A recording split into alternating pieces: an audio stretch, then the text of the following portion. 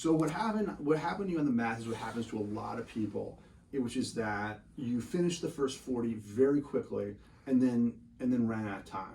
Now we're going to work on our time management and pacing, but in the event that you are forced into a situation like this where you have 15 questions or so and you don't have any time, you've got say 5 minutes to answer the questions. There is a path of least resistance. Like there is a method that you can use that is embedded in the answer patterns that can help you ferret out the right answer, or at least increase your odds from 20% to 40 or 60%. So let's look at, for example, question number 40. So again, we're looking at the answer patterns here. This is on the math where you've got 5 different answers.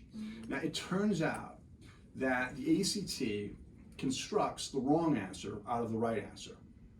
Remember, you've got evil geniuses sitting around at a round table trying to figure out how to trap students. And so they're always going to have answers that you could fall into that if you added rather than subtracted, for example, that would be on the answer choices as well. And so what they do is they construct incorrect answers out of the correct one. So it turns out that the algorithm basically works in such a way that the answer that is most similar to the other answers is going to be most likely to be correct. And so if you're at a situation like where you were, where you just didn't have enough time, and where you had to basically go quickly and look at the answers first, this is a pretty good path of least resistance if you have like a matter of seconds basically to finish the test. So let's just look at this question. So we got it's an absolute value question, and we've got 2x minus 5 equals 5, and then we have negative 2x minus 3 equals 5, bother 3. And you have basically, so you have 3 answers that have, in this particular kind of thing, this particular example, you have 3 answers that have negative parentheses 2x minus 8 equals 2, right? You have 3 answers that on the left side have negative parentheses 2x minus 8. So what that means is that it's likely one of those 3 answers is going to be correct. So if the other answers have things like 2x minus 5. So you have 2 answers that have 2x minus 5, and you have 3 answers that have negative 2x minus 8. So it means that it's likely going to be H, J, or K, right?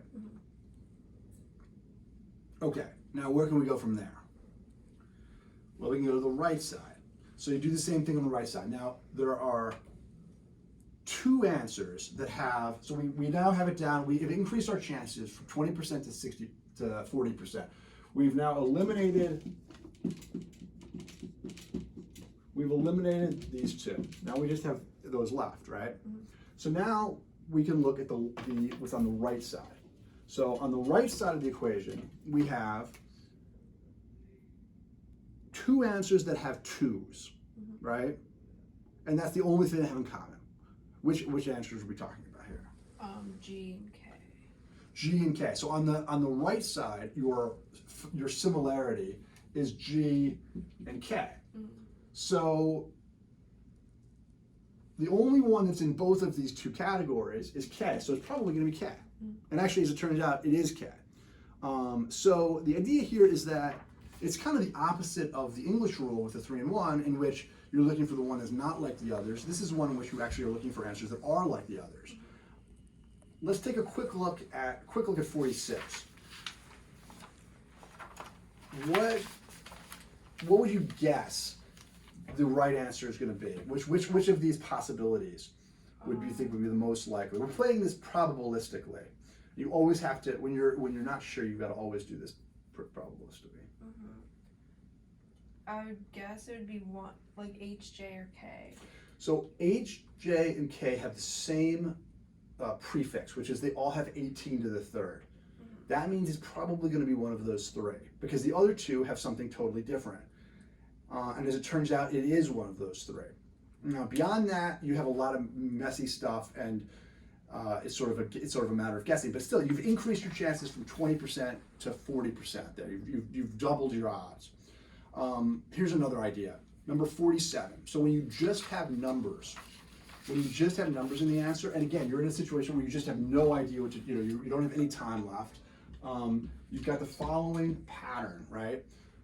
105 and 144. So 24, 35, 36, 105, 144. Well, it turns out that ACT answers, the answers that are going to be most likely to be correct are consecutive numbers if they offer you them, if the other answers are far apart. Mm-hmm. So what would be the odds on this one? What would you guess would be most likely? Either 35 or 30s. Yeah, because you have two numbers that are next to each other. If you have consecutive numbers and the other numbers are disparate, it is likely going to be one of those two consecutive numbers. The odds are going to be 65% or so that it's going to be one of those two. Mm-hmm. Now it's not perfect, but it's not a bad probability. So it turns out this one is 35. Yeah, so that works pretty well. If you're in a position where you just don't have enough time, where you have to make that kind of quick last second decision without any time left on the clock. Mm-hmm.